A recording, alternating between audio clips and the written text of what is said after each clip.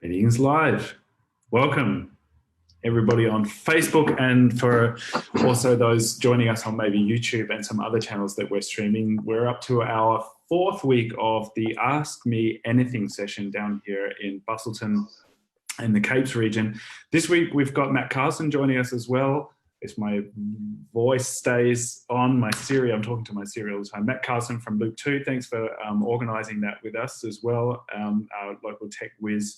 We've also got Tash Ayres as well from AgriStart. Thanks for joining us this week as well, Tash.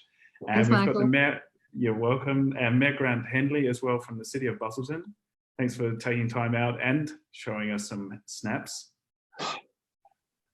of the background down in Busselton Jetty. And we all have pictures of our jetty, and Lisa Shreeve, the CEO of the Busselton Jetty, is joining us this week. Doesn't have a picture of the jetty this week in the background or the foreground. So thanks for taking the time out to joining us this week. I didn't want to compete with your great photos, guys. No competition now. Haven't you seen COVID? It's just collaboration. It's not competition. This is how we level each other up. Right? I've got the cape up here. There you go. We're looking the other way. Right, exactly. We're representing everybody down here. And this week, you can definitely log in or join us as well and ask us anything in your comments. Use the commenting on Facebook, and then Matt will be able to throw any of those questions at any time. Just if we are blabbing on about something that's not relevant, throw a question into the into the chat, and then we'll be able to answer that. We all are observing social distancing at the moment, or a good chunk of us who are not essential workers. So this will be the focus of the discussion today. And I might just open it up a little bit, maybe with Grant, if that's possible.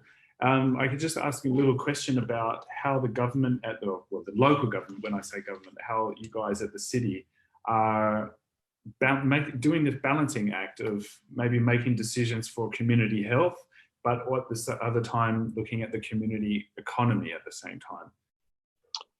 Yeah, thanks, Michael, and thanks for the invitation to come along today. It has been a very turbulent couple of weeks trying to, I guess, stay ahead of the game. I was going to say the curve, but that's been done to death.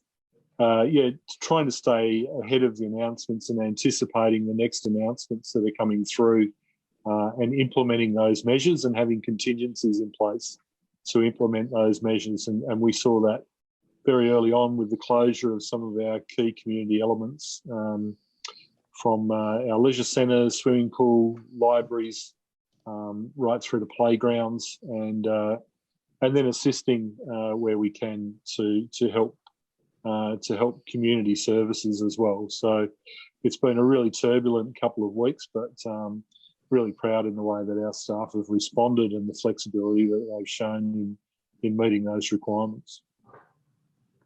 Yeah, it's definitely been this sort of notion where you say getting ahead is almost impossible, and everybody finds themselves in that same boat, aren't they? Where we're having this mix of almost reacting and being proactive as well at the same time. I'll just maybe get a little whip round as well, and ask the same question for you, Lisa, down at the jetty as well. What sort of impact you would have been, as Grant mentioned, one of the highly frequented places here in Busselton. The impact must have been big for you guys as well. Yeah, it was quite bizarre. I think there was a kangaroo bouncing along the foreshore last week that someone captured on Facebook and put it out there, and people were just amazed that there was nobody on the foreshore. We've still got a few people walking the jetty and observing social distancing, but overall everyone in Busselton seems to be doing the right thing and staying at home. And there were a few people in the water on the weekend for Easter, but in general it was obviously way down on previous years. We officially closed on March the 24th, so since then none of the tours have been running in person, and the train's not running, but the jetty is still open for walking. Observing social distancing, of course. Right, and the fishermen out there haven't been out there in the mornings. I take it. There's a few, but we've been out there and you're probably getting one or two when we're out there. So it's not as prevalent as before. There was a few more out there Easter Friday fishing, but they seem to be 50, 80 metres apart from each other, which is good. I suppose it's an exercise, it's a hunting and gathering thing that people are still doing, and they're in boats or they're on the jetty, but staying apart. Yeah, I definitely noticed that down in Dunsborough in the Bay as well. It was fun to be a local in our area. It's so beautiful and almost abundant in its kind of vitality. And normally we would have a descending of many visitors at this period. Easter is typically, I don't know, Grant, what that would be. My history doesn't go back, but typically probably even more busy than Christmas, as I understand it. Right. And so obviously now we as locals getting to take advantage of having, we're not cooped up in apartments necessarily, so we can still get out there and observe social distancing and still interact with nature. So it's been quite surreal, at least from my perspective. The Easter down here was to be able to be amongst this beauty down here, but then not have all of the people crowding around us. It does put into perspective, though, obviously, and we'll get onto this a little bit later, the economic challenges that you're facing then, Lisa, as well. And maybe you could talk us through a few of the things as well that you guys are up to at the Busselton Jetty a little bit later about what you're going to try at the moment as you're adapting. And Tash, I'll just maybe get a word from you and AgriStart as well. You guys must be also fielding a fair few sort of questions from the farming and the agricultural community.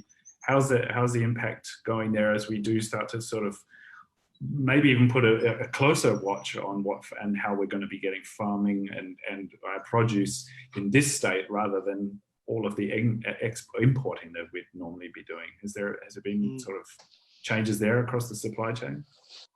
Yeah, thanks, Michael. And obviously there's a really big push at the moment to buy local, and we are seeing for a lot of food companies this is a huge advantage.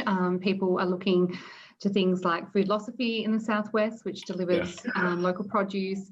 We've got local muesli companies like Margaret River Muesli who are doing really well because it's a staple.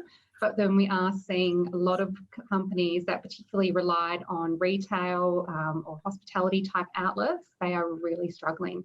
And a lot of the businesses we work with, mostly startups from any sector, not just agriculture, what we're really seeing is that they can't just stop and hibernate. We need to adapt and innovate if you're going to get through this because we don't know what it's going to look like on the other end. So I think agriculture, obviously being an essential industry, is doing better than, hospitality and tourism, but it's really a mixed bag. Yeah. And that's interesting down here. Got a huge echo there. I'm not sure where that went. But it'd be interesting as well as we don't have so much, particularly down in the southwest, in terms of manufacturing and production of consumables. Is that something as well that could look at needing some investing in this time, Tash? In your opinion, could we start to look at, let's say, dairy production and some of those projects that may have been, taken off the shelf before and then open these things up again? Because as you mentioned about, not just on the consumer side, turning to local and wanting to buy local, but in often the cases we just can't because the infrastructure is not there to get and I understand that we're a growing area down here, and that might be something as well for Grant to comment on, but we're always looking for a critical mass in terms of the demand, but we have the supply is basically ready. Do you think that there are projects that we could turn our attention to that could help local farmers and agricultural businesses?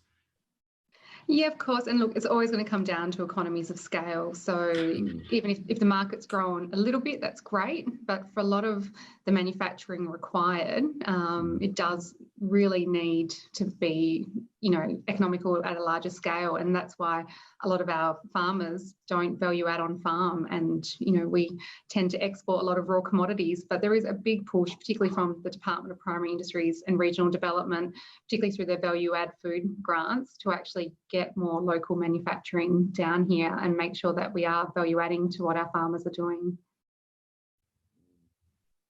Is it something where the city also get involved at a certain level there as well, Grant, that to be able to support some of these initiatives, that we might be able to drive different industries down here?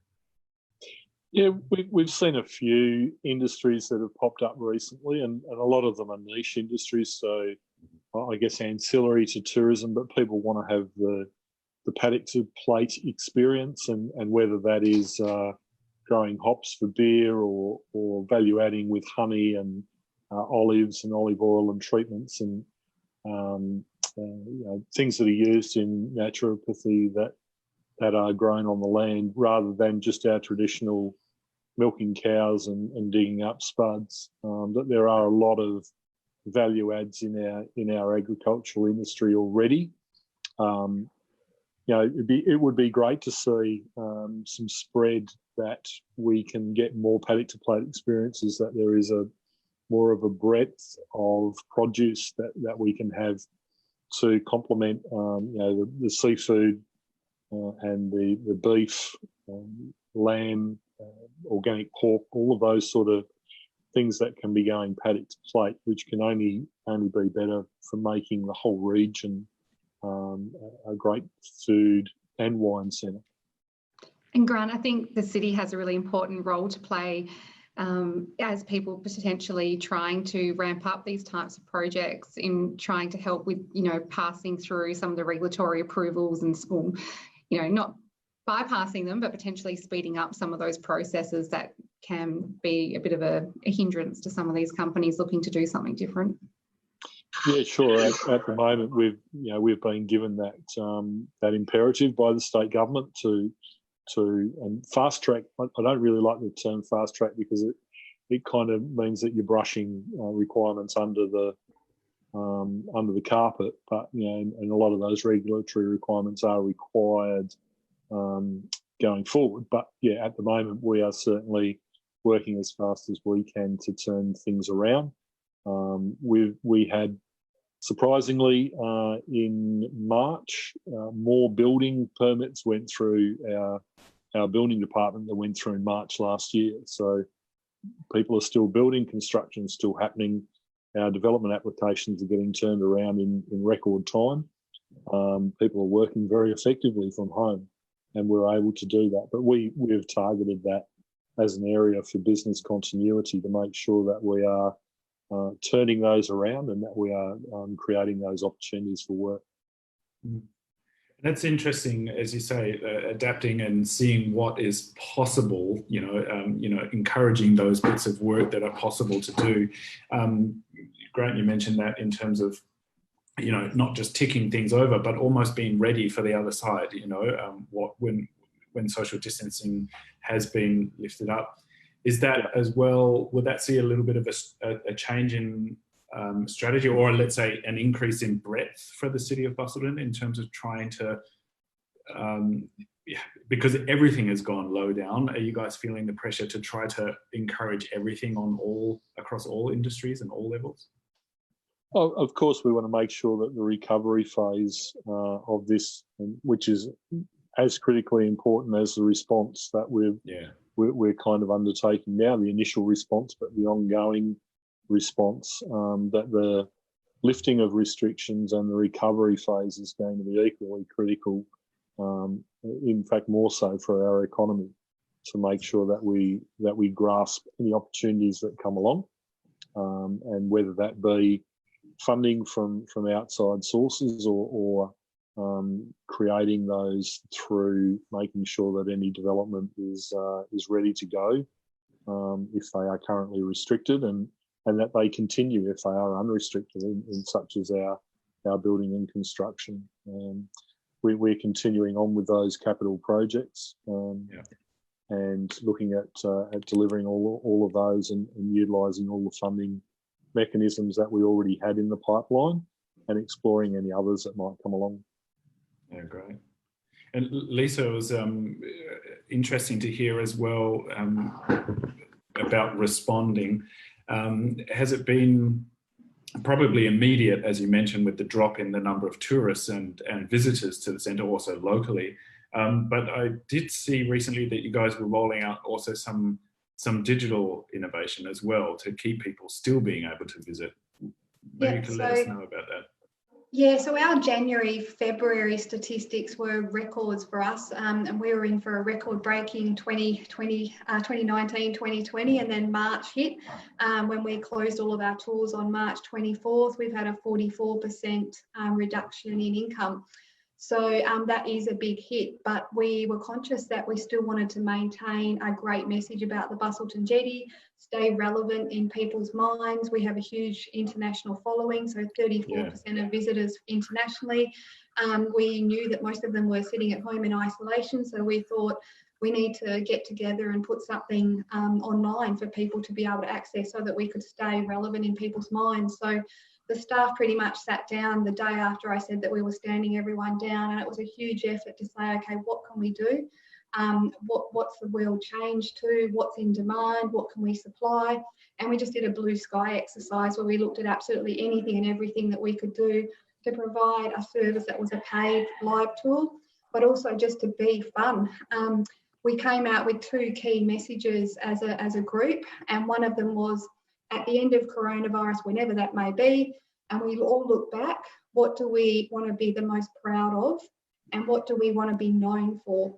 So that sort of guided our decision making and everything that we've done over the past 3 weeks. So we put online exercise videos and yoga and walking and running on the jetty.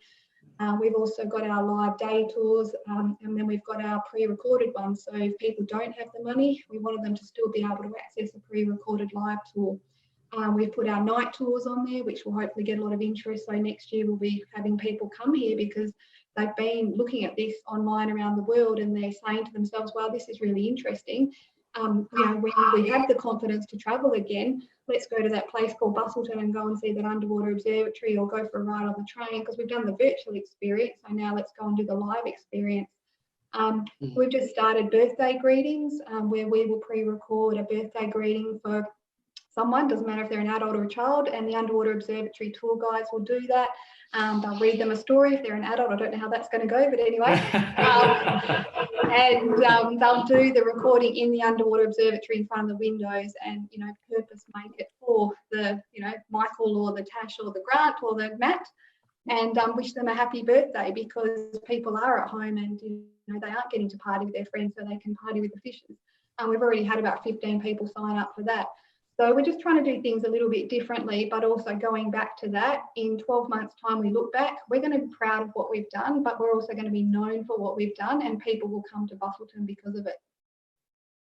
I think that's a great message, and it's something that we've been trying to help businesses in these weeks. No doubt in all four of our organisations, there is that reaction, and there is the tendency there to be almost pulled away from your centre across all these sort of projects and things that you could do. It's really great that you really looked at finding what was the value and almost the ethos that you wanted to work with. And I think it's a great tip for all businesses, as we probably have a few of them watching us right now, is to really sit down. And there is that tendency to react and think you need to get across everything immediately, but don't underestimate, even if you're thinking and you're forced almost to close the doors for now and almost go on hiatus.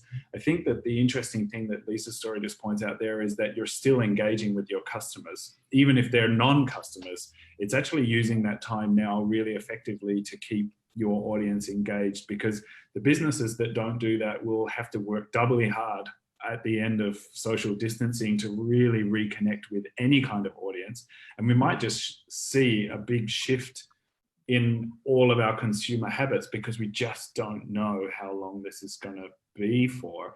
So it is, and that's something that maybe Tash as well can shed a bit of light on. It's a lot of work that I've done in the past, but changing the way that businesses are almost doing business is something that this time could be really really used for, isn't it? Like shedding away some of those actions that maybe have not really been instrumental in your revenue streams before, maybe just making that call now to just clear those and reset them. Is that something as well that you're helping a lot with, Tash, as well? Helping people still connect with their business or with their audiences, and two, maybe saying goodbye to some of those things that you may have always done but may not necessarily be necessary as the new market emerges, let's say. Yeah, definitely, Michael. And I think, some of the learnings taken from the Busselton Jetty, a business that is, or an organisation that is well run, got their financials under control, they're lean and agile in their operations, they're the ones that are able to adapt really quickly. One thing that we have been advising a lot of businesses, and I know, again, the Jetty is one of doing this really well, is don't cut back on your marketing spend. And Matt will talk about this as well, because it's often a part of the budget that gets scrapped as soon as things get tough. But this is such a great time to engage with your customers. And as part of that, it's not really marketing, but validation. So getting feedback from your customers on new ideas, new products, whatever it might be. Often that's something which, we tell people you need to do, but people just assume that their product's amazing. They make assumptions that aren't founded. Now is the time to go test those assumptions. You've got a captive audience. People have more time. They're more likely to agree to do some survey. So I think, don't cut back on your marketing spend. Get your financials, in a really good shape, so you know exactly where every spend is going, and get feedback from your customers while you can. Just on that, Matt, did you want to sort of give us a little high level look at what's happening for you guys, as well as folks are maybe coming to you and thinking, okay, well, before I put in X amount of dollars here and then like a sale popped out on the other end. Are the goalposts shifting for businesses now? Are we starting to look at different KPIs that you can, the businesses are now listening and seeing that they're valuable performance indicators? Yeah, like thanks, Michael. I think what Tash and Lisa were saying is really important about being agile and lean with your product and service offerings, and also having a realistic look at your business and your cash flow and your marketing strategy over a 12 to 24 month period. So like what Lisa said about what do we want to be known for during this period, I think it's really, really important to build emotional engagement with our customers and create those relationships. And then we do have that time to roll out products and services and get feedback really quickly during this time, because like Tash said, everyone's not busy. Everyone's sitting at home at the moment, not doing a lot.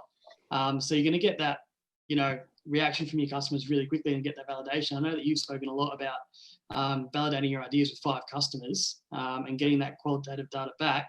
And now's a really, really good time to do that. But I think if we're driven by fear and we just sort of freak out and just look at the next 3 months, it could put us in a really damaging position when we do come out of Corona, or we do come out of this period, because we will come out of it. And I think we discussed it last week, and I was speaking with Grant just before we jumped on this call, is that from a tourist perspective, we're probably going to have a really, really busy summer. So the people that do this work now and start engaging with their customers and building relationships with their customers and getting that emotional buy-in are going to do really well over that period. So my advice definitely would be to sit down, take a breath, have a look at your business strategy over the next 12 months and what you want to validate over the next 12 months, and then roll something out. And like Lisa said, really have a look at what do we want to be known for when we come out of this period, and where do we want to be in 12 months? And I think that's going to really help a lot of businesses to take a realistic view. I agree, don't cut back on marketing. I might be a little bit biased, but it's also about analysing your cash flow as well. You can set certain KPIs for your marketing budget and say, 10 to 15% of our revenue is still going to be towards marketing.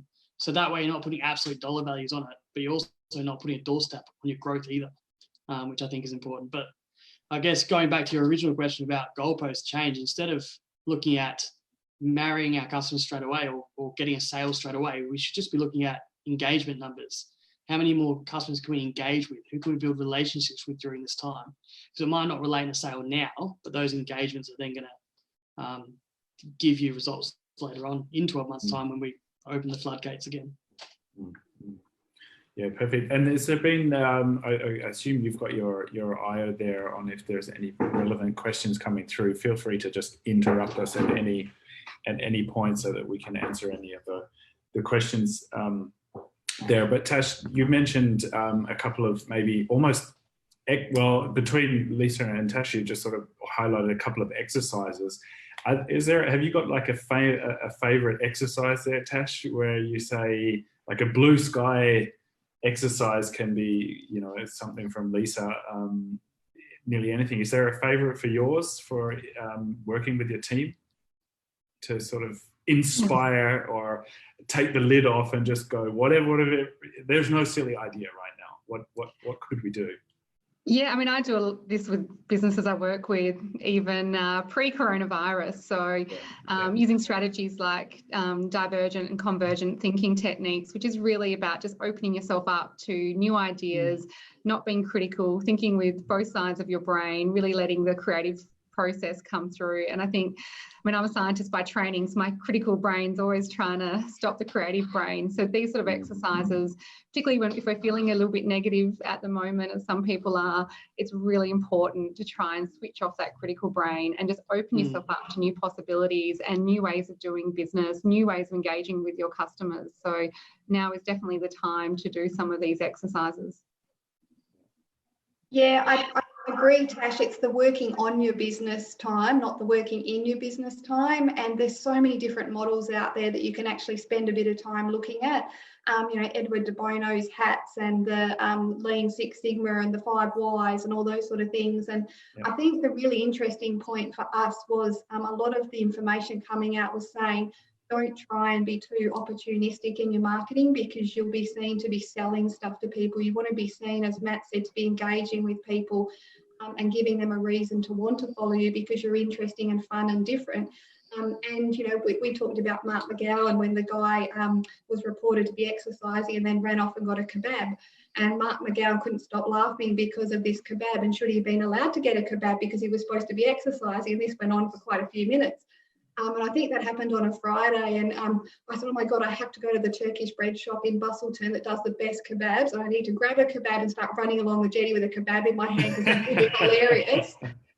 And is that opportunistic? Oh, I don't know. It's just a bit of fun because we weren't going to make any money from it. But how do you sort of do things like that where it's a bit outside the box, you get a bit of attention, but you're seen as just doing something fun, you know, while maintaining social distancing. I took my whistle out on the jetty and being an ex-netball umpire. When people got too close to each other, less than 1.5 metres, I was blowing the whistle and calling out obstruction. You know, that went on Netball Australia's page. So you just got to do some things sometimes that people just want to have a laugh. It's pretty stressful at home. You know, you've got these poor parents trying to homeschool people, and, you know, everyone's sort of, that husband that's been there all the time is just in your face, and the wife's in your face.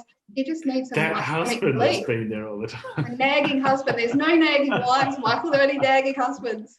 Hopefully Nathan's not listening. Back out the farm. That's it. And I think, Lisa, that's why you're marketing towards, you know, things like the virtual tours for those mums who are and dads who are homeschooling. It is, great to have activities like that. So it's, really good to see the jetties providing, you know, some online experiences, and hopefully then that does translate to future sales. And just picking up the point you raised about not being seen as being too opportunistic in this time, I think we also need to have the mindset that, you know, some people do need to be making money during this time. There's too many people not making money. And yes, you don't want it to be in people's faces, but it's, you know, we need to, if you can make money during this time, if you can make more money during this time, then we need those businesses to actually do that, because there are so many sufferings. The more who are making more money, hopefully then they're spending it in the economy as well. We only need 1 or 2% of China to jump on board with a virtual tour. We'll be set. Yeah, that's it. That's a tiny metric, Lisa. Why wouldn't we be able to achieve that? And I think what you said about being opportunistic, I just wanted to talk into that a little bit. I think a good question to ask is, am I being authentic? Because you're providing an emotional connection and entertainment to your audience is still providing value. So I think people need to as well go, you know, we don't have to be serious all the time. We can showcase our brand's personality. We can showcase our brand's values.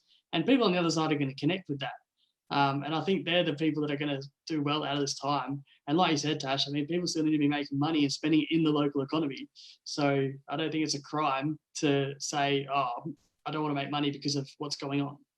If you're providing real value, money is just the outcome of that real value that you're providing anyway. And the extra point, just to add on to what, or highlight that Lisa was saying, this could be interesting as well for some of the other businesses out there who have been struggling with staffing and you know, making sense of the JobKeeper program, and just also that it might be a little bit too late as well, you know, getting through this month. Opening up your business a little bit to your staff. I mean, Lisa being a netball umpire, you know, what skills and attributes can your staff give your business right now, and let them have a little bit more ownership and you know, of your business, and let them at your social media pages. Let them see what sort of engagement that they could really drum up, and investing. And we saw that came out from the federal government as well, the sort of stimulus into education as well, this professional development. Is that something as well, Grant, at a local level, that we will be able to see this kind of turn to education? We're all sitting at our boxes, at our computers right now, and the message there was, you know, make that time count right now. Is that something as well that we could integrate and collaborate with the government on, or the local government, I should say, in terms of upskilling our staff down here? Yeah, absolutely. I think as an organisation, and Minister Tahan, Federal Education, is about to, or has announced, a whole raft of free upskilling, you know, short-term courses, and mostly that can be done online. And these are just fantastic opportunities to upskill your staff during this period of time, and make sure that you're really well placed when you come out. And we're certainly looking at that. You know, our organisation has a training requirement, and we're looking at the delivery of that training through online means, and upskilling all of our staff. But upskilling comes down to a practical level as well. You know, we've trained extra staff in our organisation to drive rubbish trucks, and which are a really essential service. You know, everyone needs to have their rubbish collected, otherwise, you know, our hygiene goes down pretty quickly. But yeah, so training our staff, but also looking into our staff and seeing what latent capacity they have. You know, we had you know, people who work in jobs that you wouldn't expect had heavy rigid licenses, who we were able to cross train into that waste fleet capacity, and that's amazing. So yeah, looking at what the capacity is in your organisation, talking to your staff and saying, you know, what other skills do you have that I may not be aware of, and how can we use those for the best advantage of our company and our business?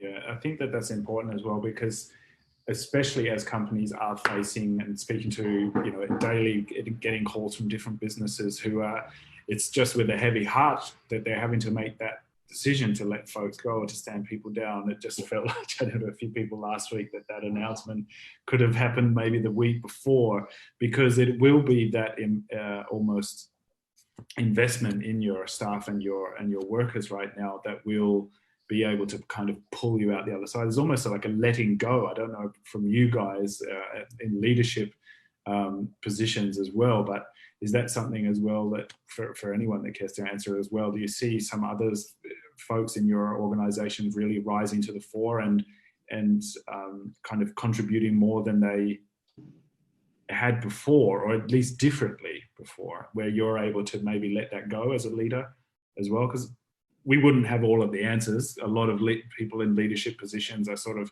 put on the spot to sort of, you know, make a call on this. But are you guys seeing as well more collaboration within the organisations, more ownership? I think all good leaders and all good business owners and successful business owners are good delegators. You know, you train your staff up and you delegate that to them, and it frees your head up then to be able to react and drive your organisation forward. That's just good business. I think for me, because we've been on a skeleton staff for the last 3 weeks, it's just been keeping up with all the constant changes with the announcements from the government. And you sort of, between that leading and managing, you seem to be doing a lot more managing because you're trying to understand the new world and what that means. The 4 days off at Easter, to me, that was unfortunately the brain thinking time where, you take the dogs for a walk on the beach and you just start thinking about things that you want to do in the long term. And that for me has been really good free time, just to sort of sit back and reassess where we're at and where we're going in the future. And if we are looking at 6 months and potentially people are saying, we're not going to be open until the September, October school holidays because everyone's worried about this second wave, what does that mean for us? And not having a winter at the jetty and not having international tourists for 12 months, and how do we adapt again and be nimble and flexible to make sure that when we do reopen that we're actually going to be making some money, because we've still got fixed costs to pay in this 6 months. Wages are our biggest cost. The JobKeeper program is wonderful, and we're still going through all of that detail today, and we're doing payroll today, so we're supposed to be paying people that $1,300, and we still don't have all the information from the ATO. Right. And where do you tend to go? Do you guys direct? I mean, I know that the ATO have kept out really quite good helplines as well. Is that something as well that you guys are getting direct access to as well?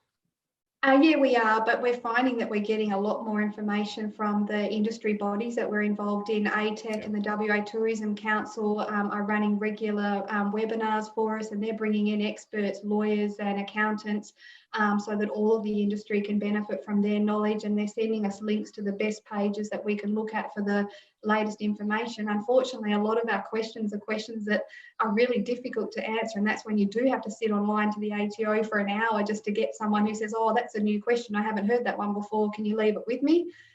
So then we have to go and seek legal advice. So it is really difficult to be thinking strategically and looking at this sort of blue ocean when you're trying to deal with day-to-day things as a business owner. You're still technically working in your business when you'd love to be working on your business during this time. Yeah, that's definitely tricky, and managing or that juggle as well is something as well that the Chamber is fielding as much as we can as well, but not only just with us, it's more about, as you're mentioning, how the collaboration between the other agencies, particularly in our region. So, the collaborations with the RDC or the RDA as well, these are actually times where you're seeing these organisations like trying to work a little bit more together, which is great, and also resource sharing as well. We're seeing a lot of that as well between different organisations, that some competencies over here could be used over here. So that's definitely a little bit of the collaboration stories that we get as well through the Chamber. But I think the business advisory services being really still has extra capacity for those other businesses that mightn't necessarily. There is free help out there, essentially. If you don't call on the Chamber, or if you don't call it, you can definitely call on the business advisory as well. So if your head is just really spinning, as you mentioned, Lisa, you can get up and think that you have a kind of a plan of attack at 9 a.m. and by about 10 past 9, that will just be out of the window.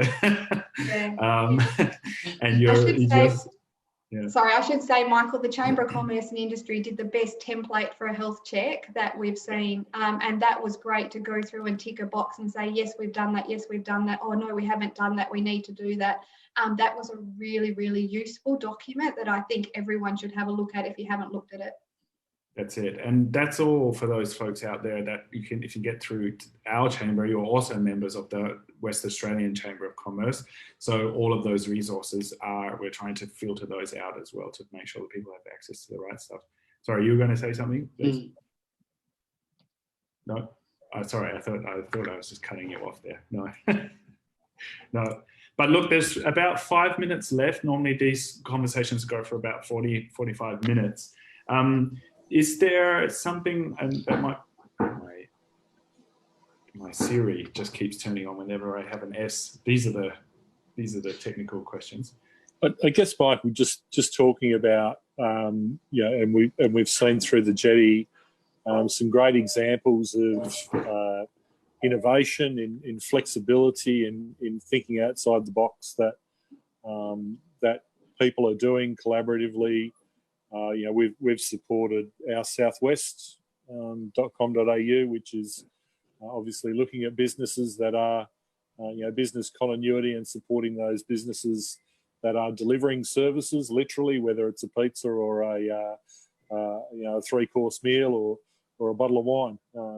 Those businesses that are continuing on in our community and looking to, as much as we can, support those. We're all sitting at home and missing out on our weekly favourite restaurant, but we can support them and make sure that they're there at the other end by going on to that directory and having a look and seeing what is available and spreading that love around. I've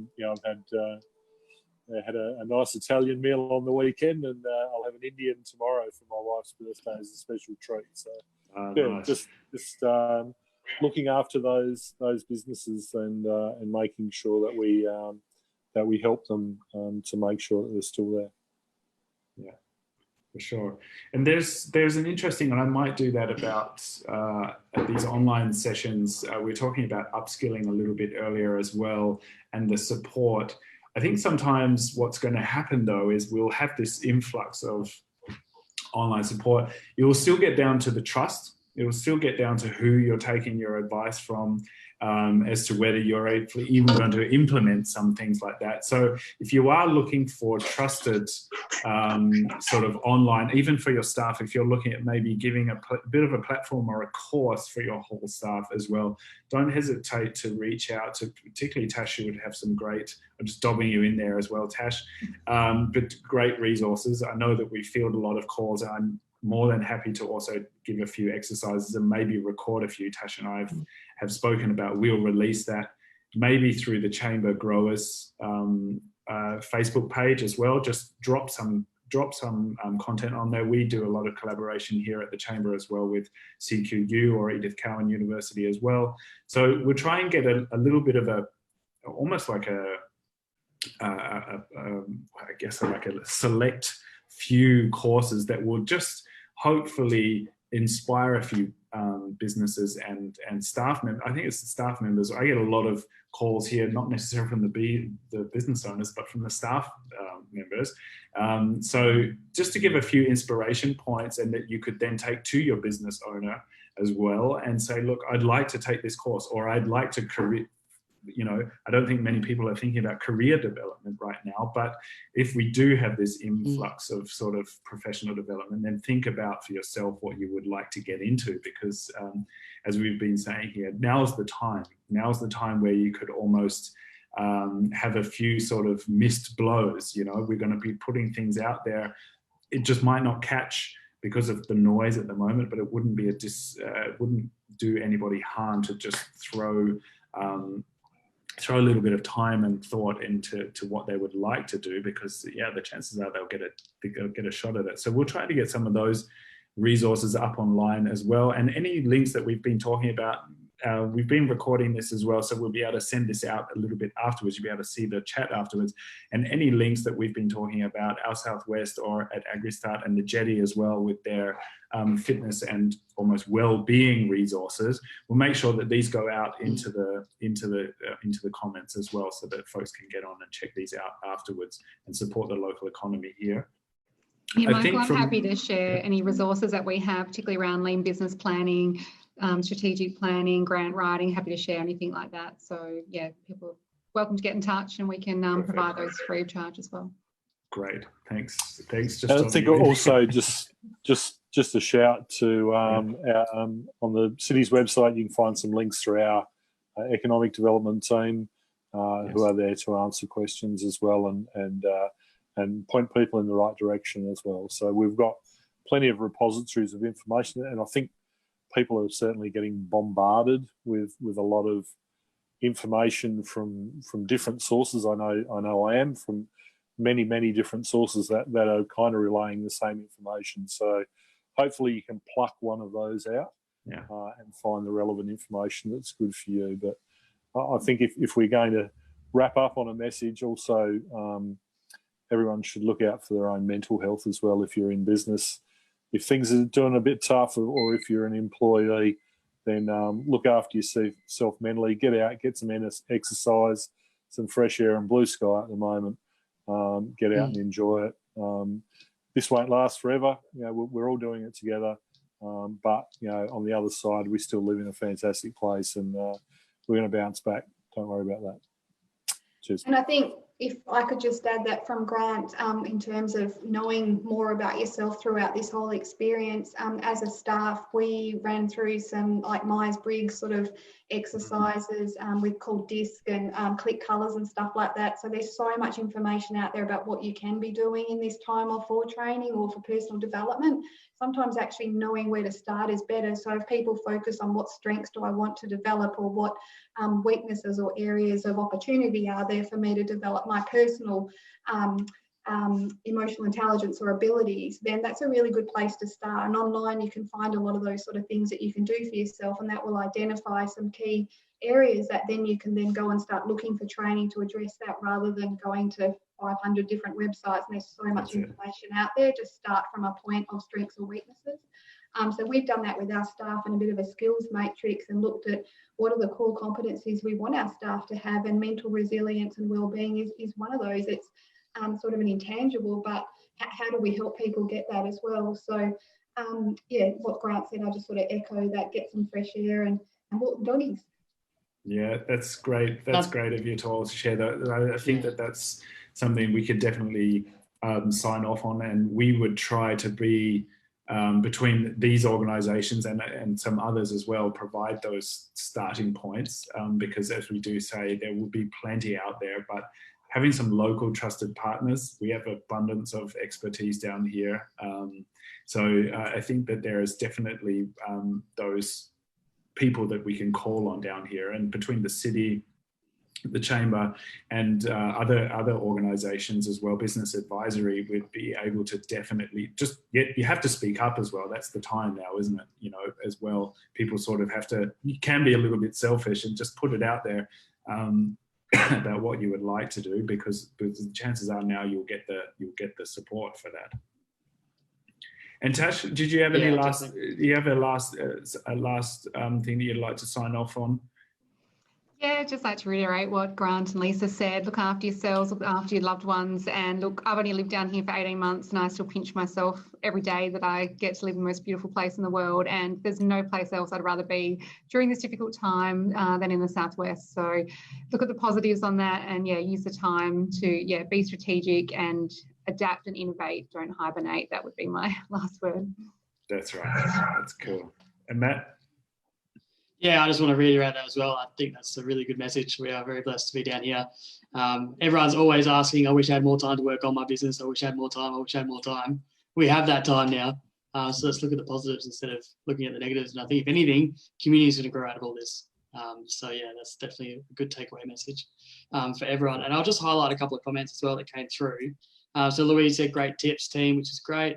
Thanks for watching, Louise. Barry Green has mentioned that he is broadcasting BCCI stories on the tourist radio, and which also goes into East Perth as well. And a lot of those Perth people will come down to the Southwest that we've discussed. So thanks, Barry. Emma Morgan says, sometimes offering free service of some kind and still giving in times of crisis is also a way of being authentic to the community. Absolutely agree. Louise said, with you there, Lisa. I think she was, that was when we were talking about mental health and getting outside. And she also mentioned that Friday is a great time for industry updates from TWA and the RTOs. And then there was a couple of people asking about the business health check and where they can find that, Michael.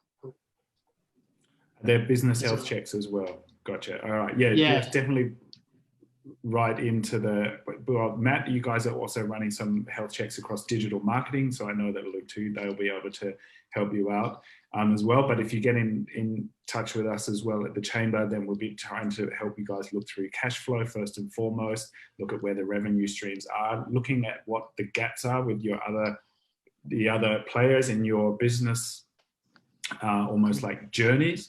So do reach out to us at the chamber, and I'll be able to start that process going in terms of having a quick look at their health check. And again, it's about starting points, right? Where do I start? There's been so much noise. Where do I start?